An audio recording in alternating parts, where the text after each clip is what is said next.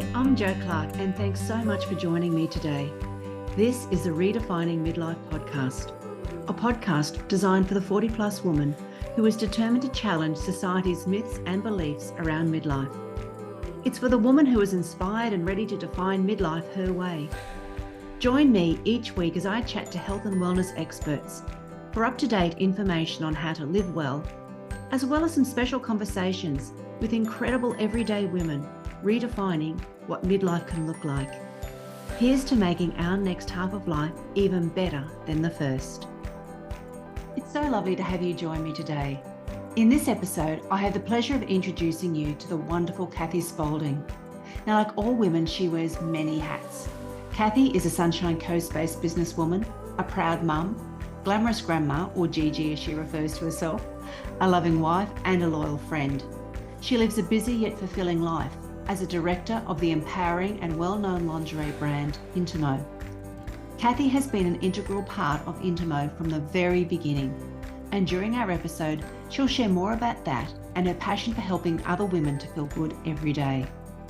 Although nowadays she spends most of her time as a business mentor, mentoring and liaising with like-minded entrepreneurs from all over Australia and New Zealand, she still is an expert bra fitting specialist, and to this day will help fit bras virtually or in her home studio.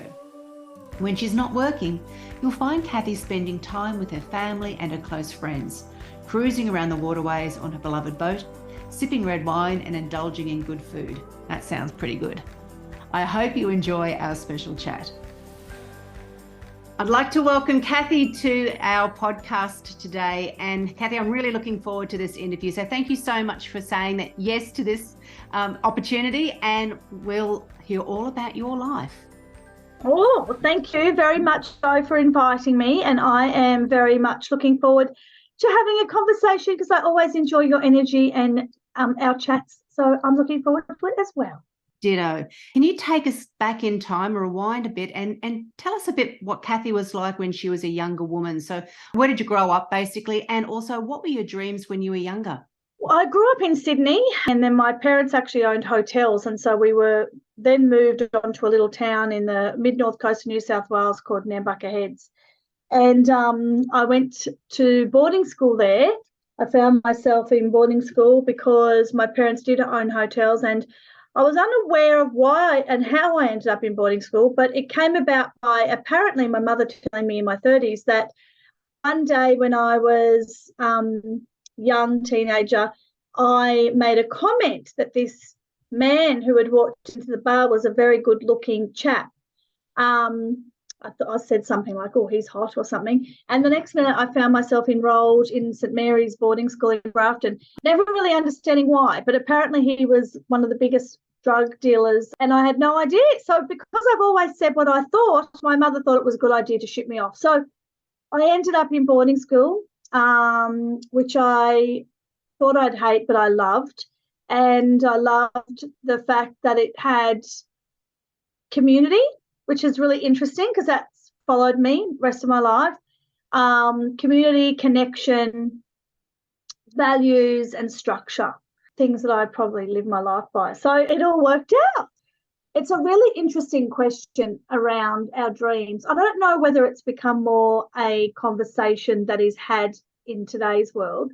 So I'm born in 1968, so I'm 55 this year. I don't really remember ever having conversations like that. What are your dreams? Or for me, I was raised by, a very middle class family, and my mother was a single mother for most of our life, which was very unusual in the 60s and 70s. And we were taught more the ethic of get on with it, get a job, work hard, da-da-da.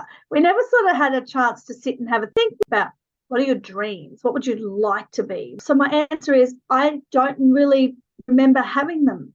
Well, then what profession did you imagine yourself moving into then? Yeah, okay. I fancied myself a school teacher. I really, really wanted to be a school teacher. But by the time I finished school in grade 10, and obviously you had to go to 12 and do uni, I was a bit of a wild spirit, and the thought of having to stay 2 more years when I thought, no, I just want to get out there into the world and let's get going, I said no thanks. So I went into all sorts of hobbob jobs, retail and hospitality, and then I went and did a business degree at a business college in Sydney. So I ended up assistant to the CEO of Matchbox Toys in Sydney and Ryde, and did that for a long time until I moved back to Nambucca Heads and met my husband and had 4 children there, and then in 1993 moved to Queensland. Well, you've had a busy few years. And how old were you when you got married and started a family? So I was so mature. It was such a great decision. I got married when I was 19. Of course, yes. Yes, I did, because I knew everything. And I had my first child when I was a month off 22. And I then had 4 children by the time I was 29. And I was married for 23 years. And then I found that I had probably outgrown that relationship, which was great.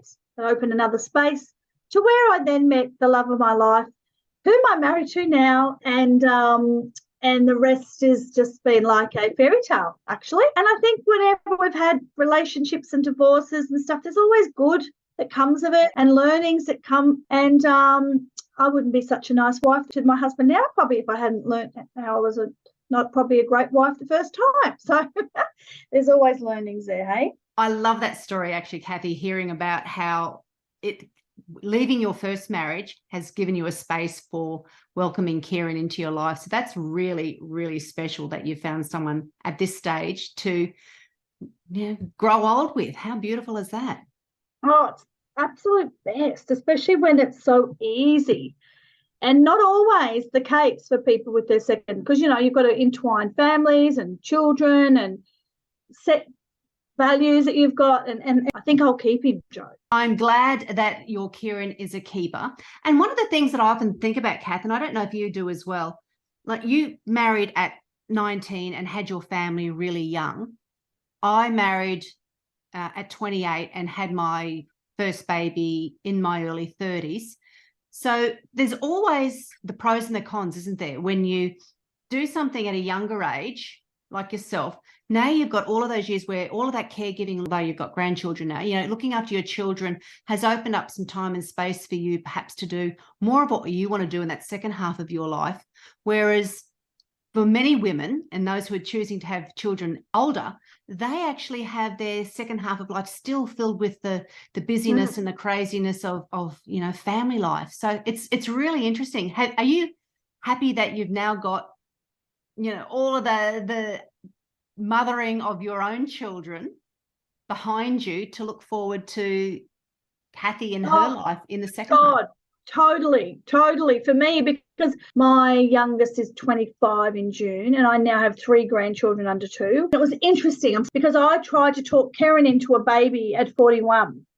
And just because I think I was more in love with the idea of having a baby together than really understanding what that really meant. Thank God he had the brains where I had the hormones at that point. And he said, absolutely freaking not. And I think, thank Christ, because 55, I would have a 12-year-old. And I just really feel for women because of their energy. Like, geez, you'd have to dig deep because menopause and all the things that go with an aging body is tough. Like, it is tough. And hats off to those ladies because we're women and we're amazing and we can do anything that's put in front of us. And I love having grandbabies because when they first told me they were pregnant, I was a bit like, oh, yeah, okay. Oh, God, I'm not a grandmother. And I sort of thought, oh, geez, I don't know about this. But I cannot actually explain the love that I have for those 3 children. And it's different because you only have to love them. You don't have to discipline them. You don't have to do anything. You just love them and give them back. And when you're tired, you say, see ya. So it's really nice. So, yes, there's pros and cons. Of course there is. Would have I done it a bit different as an older woman? Yes. Did I make mistakes? Yes. But anyway, part of the learning, isn't it? Like you said, you can give them back. So do you find yourself giving advice to your own children with regards to how they're bringing up their own, or do you bite your tongue and just, watch things unfold? Well, both. It's really interesting. My daughter is doing pretty much the same way I did it. but she's doing it with more education around what I later learned, which she is adopting beautifully, as in a real value of nutrition and other beliefs that I have around medicine and Western medicine, probably. And my daughter-in-law, because she is my daughter-in-law, I am also more mindful of not overstepping the mark that you can overstep with your daughter. So I could say anything to Kelsey, and if she didn't like it, she would, absolutely would. She's a very strong personality. Say, shut up, Mum, I'll do it my way. But we would still never have a problem because it's that mother-daughter unconditional love, you know. But we've also got to be, you know, respectful, haven't we? We do have to have it with a bit of a pause button to let them learn their own learnings. Because I look back now and I wish at times, well, now that you've got more mature eyes and you've experienced more of life, you think, gee, I'd do things a bit differently if I had my children over again. But you know, you only know what you know at that point in time. So you do the best you can, and nothing comes with a manual. And it's just an interesting point of time, I'd imagine, as a grandmother, to look and reflect too, because that'd give you plenty of opportunities where you'd be able to reflect back and think more about what it was like. You know, and I think also it's everyone's circumstances are different. So if I just use my daughter's example, she's lucky. She's got a husband who works really hard. He has a really good job. And so she's had the ability to stay home for the last 18 months to be a mum. Whereas I was married to a person who wasn't like that. And so I had to go back to work when they were 6 weeks old. And so everyone's story is different. And so then their ability to be different mothers is different because of that. And you just don't know what you don't know until you know it. Yeah. But I do say to Kelsey a lot, be very grateful of this opportunity, because so many women just don't have that opportunity. They've got to go back and they've got to bring money in. And then the association with guilt is mothering and working. Like, we're so good at self-guilt. Hopefully we're better and better at self-love. That's right. I remember a friend of mine said when I had my first baby, and I'll take the baby out and fill it back up with guilt. And because you do, you just Oh, that's good. you find all sorts of things to beat yourself up over about for years. And I suppose it never stops, because you see a problem that your kids are having, you go, oh, I could have stepped in. Did I create that? Yes, I know. That's another hour of therapy that poor child's got.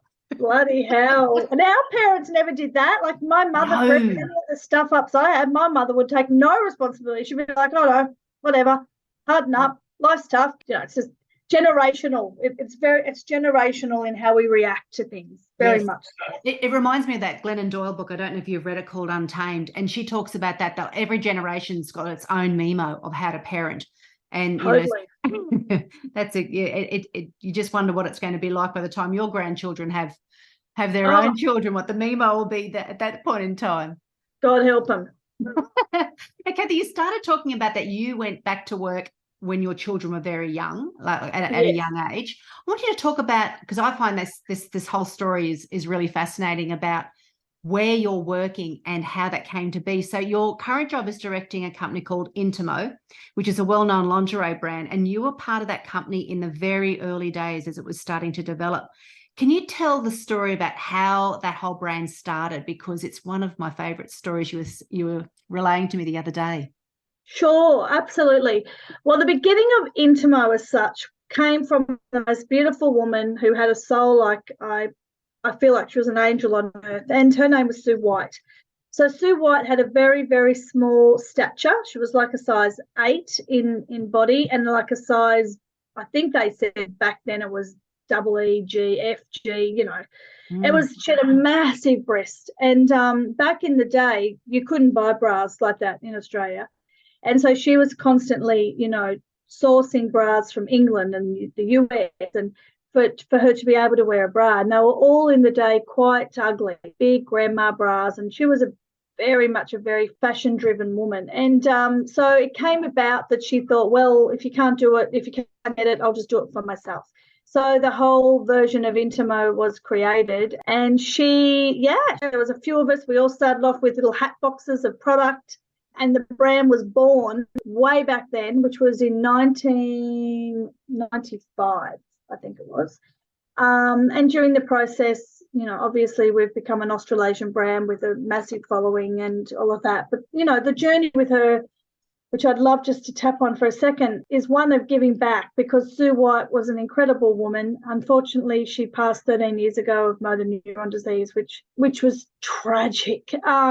Such a loss to the world. But in the incorporation of this business, which is what I love about it to this day, it's all about still giving back to women. And Sue helped organise domestic violence shelters.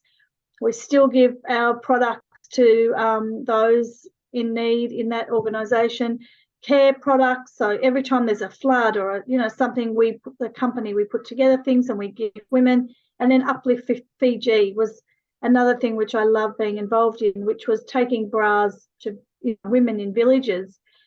And when we went to Fiji, the funniest story was, the heartfelt story, and I'll be quick, was they have a beautiful Christian belief over there and they all go to church on a Sunday. Well, the women over there would usually share one bra to 3 or 4 women. And so the woman could only go to church once every 3 or 4 weeks to use the bra. Oh, wow. Because they wouldn't go to church without support, because they're, generally heavy-breasted women. So when we went there and we fitted them up and we ended up giving everyone a bra in the village, the most exciting thing for these women was that they could all go to church every Sunday because they had a well-fitting bra. So I love all the things along this journey that we have done to make women's lives better. And that's all come from the heart and the soul of the woman who created this company in the first place. And did you ever imagine that you would and the company would be moving and becoming as big as what it has? Was that ever in the dreams? Yeah, well, Sue says to me when she came into the business, it started with that. But what she wanted to do, her vision was to help every woman have the ability to earn an income of their own, and to be self-made. So as the years went by, that's what her vision was, to be able to have every woman to have the right to be, successful, work when they want, be a mother, have every facet of their life covered. And in the day when we started, it was Party Plan. How it first started was way back then. I know it's not now, but that's how it was. And it was for a long time. And it was, a great opportunity for the customer, but the consultant could build a very big business and still be able to tick off all those other aspects of their life. So Sue's vision was about empowering women, really. So she was well enough at the time, Cathy, that she was able to see exactly where her company was heading before she passed away? Yes, definitely. She only passed away 13 years ago, and Sue was an amazing, heartfelt woman, but she wasn't so great at business, as in the financial positioning of businesses and keeping everything afloat like that. And so that was, at some point during her journey, not going so well. And she ended up bringing in 2 partners that were from Deloitte accountants, and they are very good with money and very good with business. So well and truly before she passed, she could see that it was in a financially very secure position due to the fact that David and Kel knew what they were doing in that arena and she knew what she was doing in the other arena. So it was a good partnership, yeah. And what do you love most about the job that you do? What is it that really lights you up?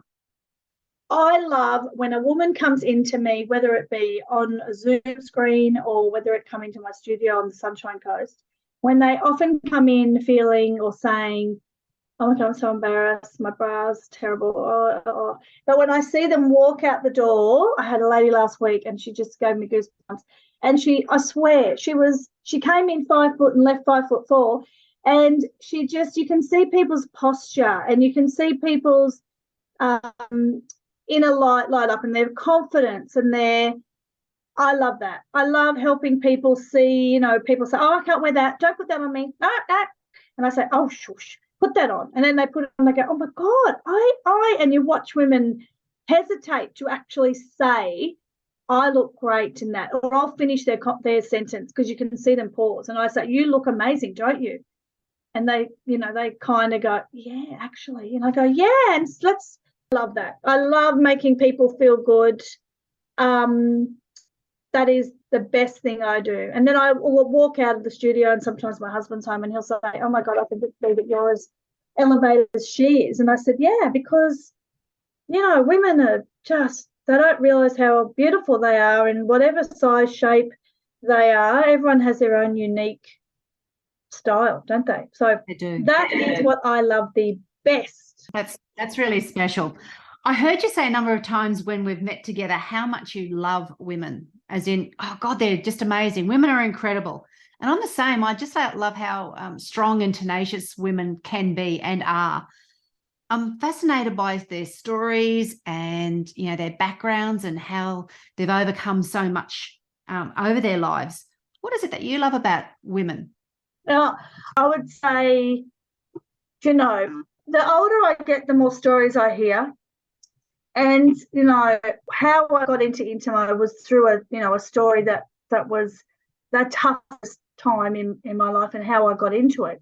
And sometimes it comes up, and then other people, when you're open to sharing a story, often other people will be open to sharing their story because you've shown your own vulnerability, which then allows others to show theirs. And the stories that I've heard through other women as well, what we've been through, what we've overcome, how we don't just go, oh, poor me, and we just try to find the good in it. Empathy. I love watching other people have empathy for others. And then there's the other side of women who don't have that, who don't always have the strength, and don't have and so I love that I can show them that and help them with that. So I don't know. I think I love so many different aspects about women. I can't probably just put it down, but I find my interaction with a lot of girls over 25 years, 99.5% of them have been great. And even if I've had sometimes some women who are challenging in their energy, in their attitude, in their whatever, I feel like one of my gifts is to break down why that person's being not so pleasant. And it's always something, there's always something that if you can connect with the person and find out why they're being maybe not so kind or not so easy or whingy or whatever, once they let it go and they're open to what the real problem is, it's never about you or the bra, but, in that moment, you've been able to give something to someone. So it's probably a long answer, Jo, but that's probably. No, but it's an important answer too, I think, though, Cathy, because you sometimes have to wonder and put yourself into their shoes. What happened to that person? What was it to make them be like that or feel like that on that particular day? Or if that's who they are most of the time, what has caused that? Because, most humans aren't like that. So there's often a reason that they're like it. And I don't feel like anyone wants to be like it. I go every Saturday to the farmers market to get all my stuff. Everyone's beautiful and friendly and polite, and it's just a beautiful energy. Anyway, I was getting a shake and I was trying to like our juice. So there's a great big line for the juice, and you would just say, walking through the line, excuse me, and everyone says, yep, step back and you walk through, right? No problem. Last Saturday, I did exactly that. Excuse me. Anyone who knows me, I'll never be rude or pushy. It's just not my personality. So I said to this lady, me, and I had my trolley, and she goes, well, actually, you could walk around. Oh. And I was really taken aback. And I was like, oh, wow. I think I said, wow. And I said, well, I'm sorry. I'm just going to walk through because the line goes on forever. And we always do this. Are you new to the coast? Because we don't speak to each other like this at this market. And I would never intentionally be rude, but are you just having a really bad day? And she sort of looked at me like, are you crazy? And I said, do you need a hug? Because I'm sure you don't want to be cranky like that. I'm not doing anything. I'm just walking through. And a lady in front of her and behind her both burst out laughing. And then I said, yeah, let's just make a joke of it and make it light. I'm sure you've had a moment of reflection and you realise that was just, uncalled for. But you have a lovely day. I hope you have a really good day. And then I ran into her at the end of the market and she had a big smile on her face and she goes, sorry. And I said, that's okay. None of us want to be cranky. Sometimes we just have to self-check. So, I don't know. I feel like sometimes you just got to hold a mirror up not an aggressive way. If half the world stopped their aggression and just paused and thought, well, what's going on for that person to react like that, we would live in a better world. Indeed. And that this sort of brings me on to my next question I had, is that the company Intimo that you're a part of has a sole mission to make women feel good every day. Why is that so important? Well, because if you feel good and you feel strong and you feel comfortable and you feel confident, you can get through all the stuff like a cranky woman at the market or a cranky husband, putting up with kids that are, whatever it is, you feel better. You're going to feel better with an underpants sitting nicely and not going up your bottom when you have to do things than if you have a bra digging in that you feel uncomfortable. If you have clothing that gives you an elevated look that, gives you a long line and is flattering, if you've got to go to a job interview and you've got the right support brief on, if there's so many things, but if you are feeling empowered in your own body, you are going to be empowered in your presence. Yeah, the ripple effect of that energy is contagious, isn't it? It just keeps on giving and giving and giving. Oh. And you don't know who needs that right at the end of that wave of yes, energy. Totally. And the other thing is, I find, which is really interesting, how many women come to you and they look in their cupboard every day and they think, and there's a cupboard full of clothes, and they think, I've got nothing to wear. So what I try to do is I try to make capsule of clothing wardrobes and underwear wardrobes that they don't really have to think. Like today I've got on the essential pants, which I know you've got a pair of, and I've got it on with a blouse and a nice loafer. So I could do anything in this. I could do a podcast. I could go to the shops. I could run a business meeting. Whatever it is, I can take it by changing a few things. So I try to show people how to have a wardrobe of maybe 10 pieces that will work for every single aspect of their life. So they don't look in the cupboard and say, yes, I've got 25 tops and I've got 55,000 dresses, but I've got nothing to wear, because I don't know how to wear it. I don't know how to put it together. And then the other thing I feel like people are unaware of is their bra wardrobing. So they will think of a bra as, oh, yeah, I've got 2 T-shirt bras, so I'm done. So I say to people all the time, would you wear a stiletto to the gym? Would you wear a jogger to a ball? You wouldn't.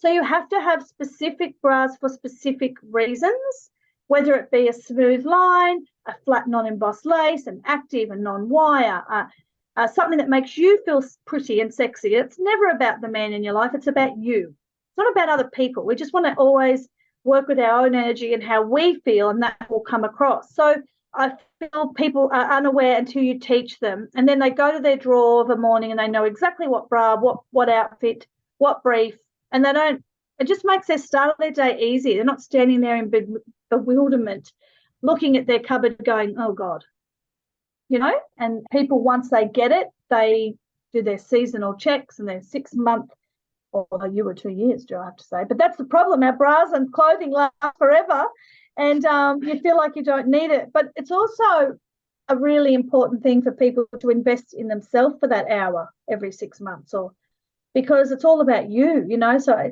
a good question would be, how did you feel when you were here having your session last week? Well, personally, Kath, I loved it, and I love the catch-ups that we have, but also the discussions that we have, and then just trying on different things and realizing that your shape does change. Like going through now, like when you just think of the course of a woman's life, how much her breasts would change. But I thought once I had kids and once I got older, I wouldn't need to worry about it too much because it's not going to change. No. But it does. When you told me I'd gone up a cup size, I nearly fell over because I thought these little breasts are never going to be become a larger cup size. And lo and behold, they have. Yes. So for women to realise that, yes, your breasts do change and you need to be supported properly is really quite important. Yes. And you went up again. Oh, did you hear that, everybody? I went up again. So that means there must be something to be said for being perimenopausal, perhaps. That means even more gorgeous. There's more of me to love. That's right, Kath. More of me to love. Just more gorgeous is all we need to say with that. And also to have nice knickers. Because how many times do you sometimes go to your, well, you won't, Kath, because you're in a different world and have been for a long time. So I'll put my hand up and speak for those of us who might have an undie drawer that leaves a lot to be desired at times and does need to be refreshed. So having some nice knickers to go with a nice bra is pretty special. Oh, it is. And again, it's all about how it makes you feel. And I have to say, you looked stunning. I hope all your followers saw you on Instagram the other day in your beautiful new black dress for your anniversary, because you looked beautiful, darling. Thank you, darling. And I felt very special, and it probably would be something like you said earlier, that I would never have gone into a shop and gone, I'll wear that, because you think, shape's changed a bit, and it's it's not what I was we're not what we were when we were 20. Get over it. No, but we're better. Still look bloody great. Exactly. We're better because we have knowledge and we have wisdom. Which is sexy. I feel like those two things are way more sexy than anything else. Yeah. Confidence, wisdom, life skill. And I just pray that as women age, they are really, really onto that. They acknowledge that. Yes. And I want to talk to you about that whole idea of how it makes you feel, because I had a recent guest, Melinda Bagnardo. She's a fashion stylist and a friend of mine, and she helps women reclaim their confidence and their personal style. That's her jam. She had a fashion label as well. So getting down to your knickers and bras and wearing sexy lingerie is something that a lot of women really do struggle with, especially as they get older and shape changes and, personal circumstances change. They figure that, they can't wear it for themselves. They have to wear it for somebody else. What advice do you give to women who are feeling a bit like this? Anyone who's listening that's going, I couldn't get into a pair of, sexy knickers or sexy bra. Yeah, well, I suppose what I do, I listen to the person, and if that's their story, that's their story. I don't get them to do anything they don't want to. But I feel like, first of all, you go for comfort. Secondly, you go for the look underneath, because underwear is called underwear for a reason. You can spend $1,000 on a dress, and if you've got terrible underwear on, you may as well not bother. You may as well buy a $29.95 dress from Kmart.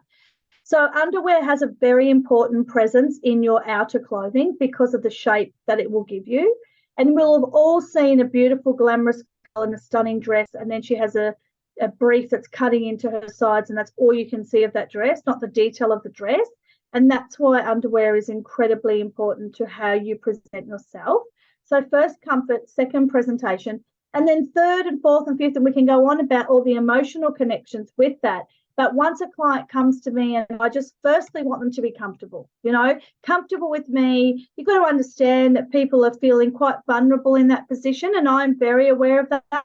I mean, I'm a very full 14/16, and I would want someone to make me feel safe in that environment. So I feel like I would guide the person to that when they were ready. But my first instinct would be to just get them their basic underwear, if that's what their presence was, sorted first. And when they felt really comfortable and they could see the value of having two honey and one black and a basic, a strapless, a sports, and some very good comfortable undies, we could then visit the pretty range, which then they'll understand that they feel empowered by that pretty set. Some people will never go pretty. They're all basic. And there's no right or wrong either way. It's just, it's just getting the person to feel comfortable and confident. But they have to have well-fitting bras, which is more important, because so many women will come to me and say, oh, no, I'm a 14C, I'm a 14C, I'm a 14C. That's what I am. And I say, okay, well, that's fine. Let's just play a game of tape measure. And I'm not even going to tell you what the size is. Oh, my God, then no one is ever the size that they say. And so then I put on the size that they measure at, and they go, oh, my God, that's so comfortable. What size is that? And I say, don't even worry about it. All it means is I want your wire to be in line or behind your lymphatic gland. I want you to have no double bubble at the front of your breast. I don't want you to take your bra off and you have big indents. I don't want you to have lots of flesh over the back of your strap, so that when you've got a fitted T-shirt on, that's all that's the focus. So I think we should throw size out the window. It's irrelevant. There's no uniformity in manufacturing in today's world anyway, so don't even worry about the size. Let's work on comfort and presence and how you look in something is way more important to me. That is my goal of every single person that they say, oh my God, I can't even feel that bra on. Yeah, neither you shouldn't feel that bra on.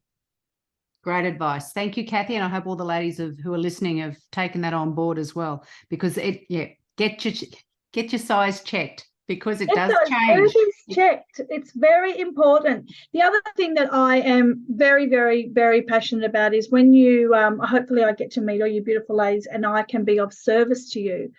But what else is really important to me is the messaging that Intimo stands for. And we stand for complete sustainability in our clothing and our manufacturing. So you can have presence of understanding where our bras are being made. The women who are working in that industry and in our environment are getting paid properly, are in good conditions, are using products that are sustainable for our planet. You know, so many things that I also would not align with unless I had that alignment with the company I was involved in. And furthermore, every single bra, when you purchase them, you'll also receive what's called our fit check. And our little fit check, breast check, health check is a little card that I always say to a new client, please make sure you keep that. Put that somewhere visual in your wardrobe or your bathroom. And on the first of every month, we all do it as an Intimo community. And there's the steps on how you do a correct breast check on your bust. So you lay down with your arm up and we show you on the card how to do a proper breast check. So there's a lot more to it that I know that I'm aligning with, not only a product that lasts and lasts and lasts, not only that you will have service and have me forever in your life, because I'm very blessed that since I started 24 years ago, I still have the same clients. So once people wear our bras once and have been fitted, they never go to another brand. But you are also aligning with values of, sustainability and breast health and teaching women how to self-check every month. Also to get teenagers into well-fitting for mums who have got those age brackets of girls with developing breasts. It's very important that we teach young girls the importance of self, the importance of having different bras for different things, the importance of, I'm a little bit old-fashioned, I think, in this way, because I've been doing so many teenage girls the last few weeks because it's school holidays, explaining to them, they say, oh, I don't wear a bra. I say, I think it's really important under certain dresses in today's world that we still do have a bit of coverage, that, we are a little bit modest. So I am sounding old now, I know, but I just think it's really important to have these beautiful young women's, covered up a little bit. I do. Sorry. No, that's fashion, but I really do. And I'll be saying that to my granddaughters. You're not going out dressed like that. But, I think, there's so much to it. And when you understand the whole vision and who we are, I think people will be like so many other women. That's the only part they'll do. And it's great because even though COVID brought a lot of yucky, it also brought a lot of good. And I learned after being in the business for then 21 years how to completely fit virtually. So wherever anybody is across Australasia now, I fit them. And all they need is a tape measure and an hour, and we'll become best friends by the end of the call, and we'll have a laugh, and you'll have everything organised, shipped to your door. And then you have another fit check the next week to make sure you love everything. And if any of the processes you haven't been happy with, or the product, I do the exchange form, free postage. There is no stress and there is no worry because you have complete service, which is, I feel, something that the consumer in today's world is lacking and they want. And that is something I drive to excel in. So, I love it all. Excellent. Well, I'll make sure that we have all those links to you, Cathy, as well in the show notes, that we can add all of those details. People want to get in contact and have a virtual fitting if they can't get to see you face to face. Now, you and I met a couple of years ago at a fabulous women's health retreat at Gwingana. Is health and wellness a priority for you right now? Absolutely it is. It's probably, when we're younger, we think we're going to be how we are forever. And then all of a sudden we're not. And I was like, so 2 years ago, I had to have a hip replacement, which really was a shock. But all of a sudden, I could hardly get my shoes on and I was like, what is happening here? Anyway, I was in constant pain and had the hip replacement and everything was great. And then in February, I fell over last year and slipped on a veranda and broke my back.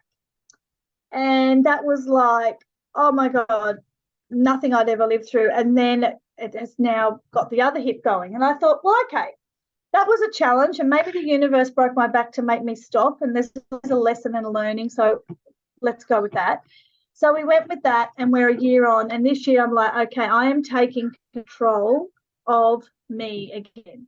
If you're at a point in your life where I think you're not happy with where you are on whatever level, you have to note it. You have to own it and you have to go, okay, what can I change? And so for me, I feel like my mobility is not what it was. And at 55, that's ridiculous, I think. For me, it's just my journey, maybe not for others, but for me, that is ridiculous. And so I thought, okay, I'm stopping. I'm getting balance in my life. I love making women feel good so much that I get addicted to that and I say yes to everyone. Can you do a Sunday morning? Yep. Can you do me here? Yep. And then I thought, Cathy, if you're not full in your own space, you can't be anywhere near as good for others. So this year, Jo, I've just started and I feel better already, taking out things of my diet that I know I don't need, being sugar, alcohol, wheat. And I already feel less inflamed. I follow, I'm doing back to yoga and aqua aerobics and mindfulness meditations and whatever it is for you. But we do get very sidetracked on giving to kids. And I'll always say yes to grandbabies, whereas I've already said this week, I'm not doing it on this day and this day because I'm going to yoga and I'm going to. So if we don't have our wealth as we age is our health. And if we let that get a bit sidetracked, it will come back in tenfold because we don't bounce like we used to. Yeah, no longer are the days where you can kick it down the line a little bit. Like you've got to start taking action now. Years ago you could and you'd put it off and I'll get to it, but it has its consequences. And that's exactly what I love doing and empowering women to take control. And find out what is your recipe. What do you need to work on? Because like you said, we're all different. We are all different. And so what you might need can be completely different to me, to the next person beside you. So it's really important. And taking action. One thing to say it, we know what we should do, but bloody well, no one's going to do it for you. So you've got to take that action. And even if it's one step, one thing at a day, perfect. You've done it. You've taken something. Better than nothing at all. I even wrote a contract to myself to make myself do it. I did. I signed it a few days ago. I wrote it. It says, I, Catherine Louise, am committed to turning my dreams into reality and taking action on things that matter most and help me grow as a person. I will not waste this life I have, and I will make sure I give 100% of myself to fulfilling my potential and making the most of my life. Signed, Cathy Spaulding, on the 10th of the 1st, 2023. I bloody love that. I hope you've got it somewhere visual so you can see it. Good girl. Well done. And then I, wrote my intention for the year. So I think that we all get sidetracked and we all have hits and troughs, but it's all of that stuff. It just will make you a better version of you. We want to be around. We want to be able to enjoy our grandchildren. We want to be able to do the traveling. We want to do all of the things and not have someone help us tie our shoelaces up at the age of 70 because we're not flexible enough anymore. And the other thing that happens, Jo, I've got another really good girlfriend. Anyway, she's going to Europe this year, and I said, oh, that's exciting, and blah, blah, blah. And she said to me, and she looked at me and she goes, yeah, I feel a bit scared. And I said, what? And she goes, I just feel a little bit fearful of being that far away from home. And she's just turned 60 with, a few things that are going on. And I said to her, yeah, isn't it? I also feel like sometimes fear can come into things as we age because we lose our confidence.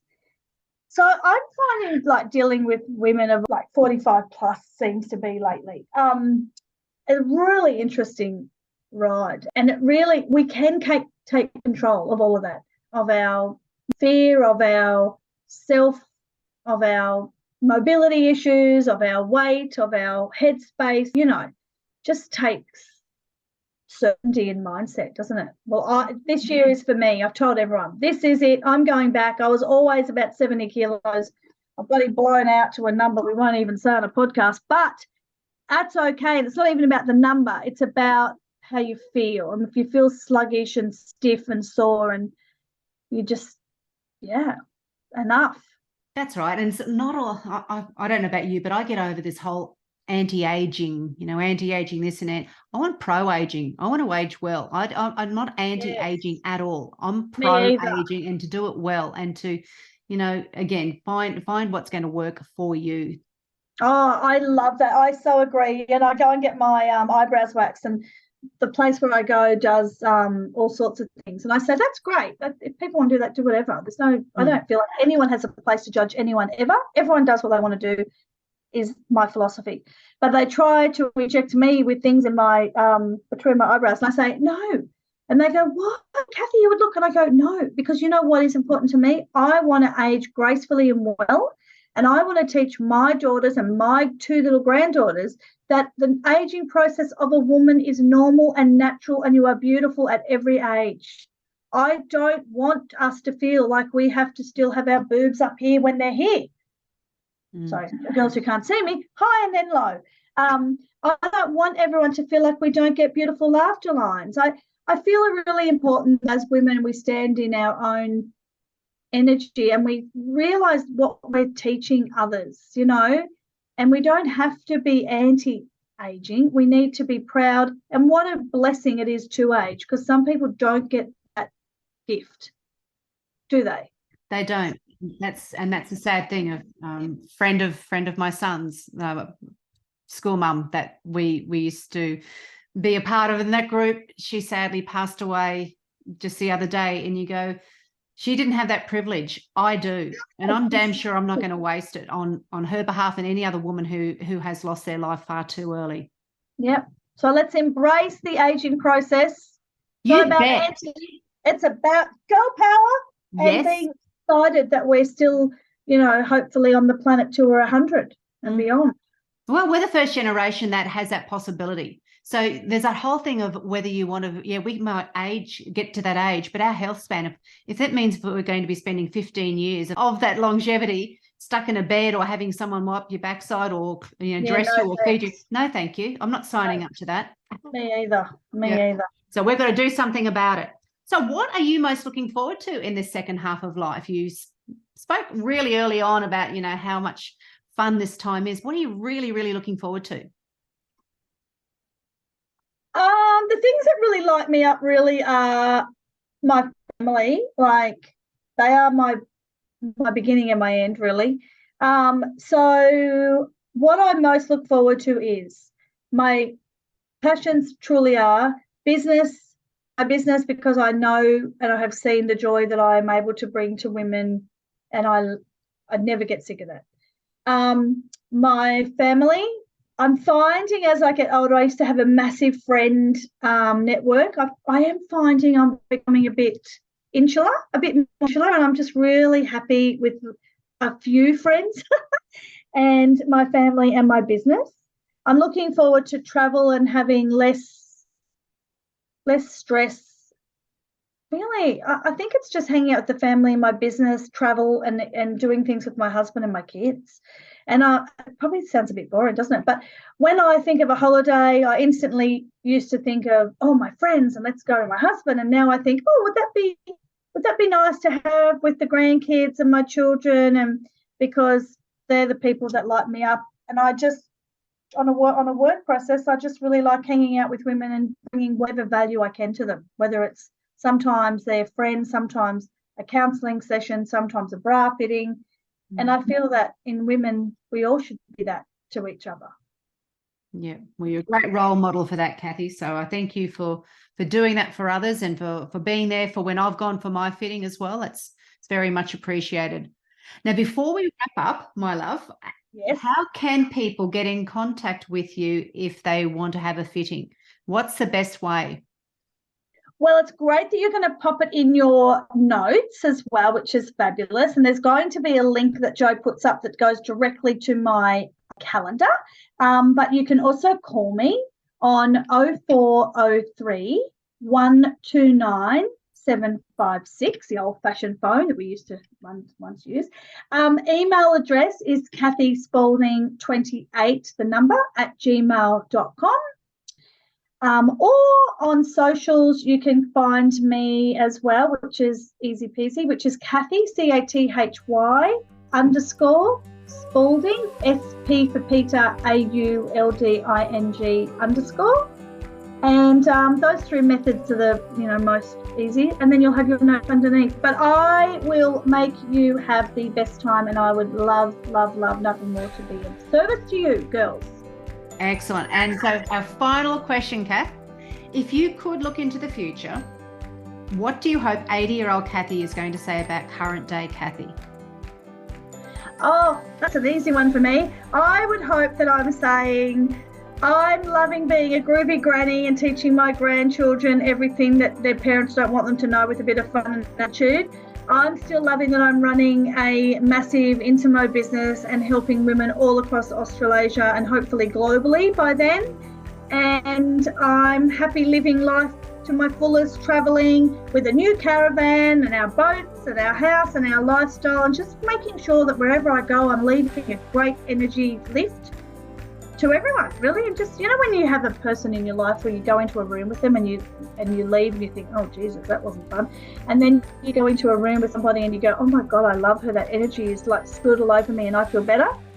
That is the 80-year-old Cathy I want to be, always making people feel good. Brilliant. Well, I want to bathe in that energy with 80-year-old Cathy too. I'm sure you will, Jo. You're a beacon light yourself, girlfriend, so we'll just keep sharing the light, eh? Awesome. Thanks so much for your time today, Cathy. Really appreciate it. Thanks so much for listening and sharing your time with me today. I'd love you to hit subscribe on Apple Podcast or your favourite podcast app to keep spreading these empowering messages. Please share this podcast with other incredible midlife women in your world. Join me again next week for another redefining midlife conversation. Thanks again for tuning in.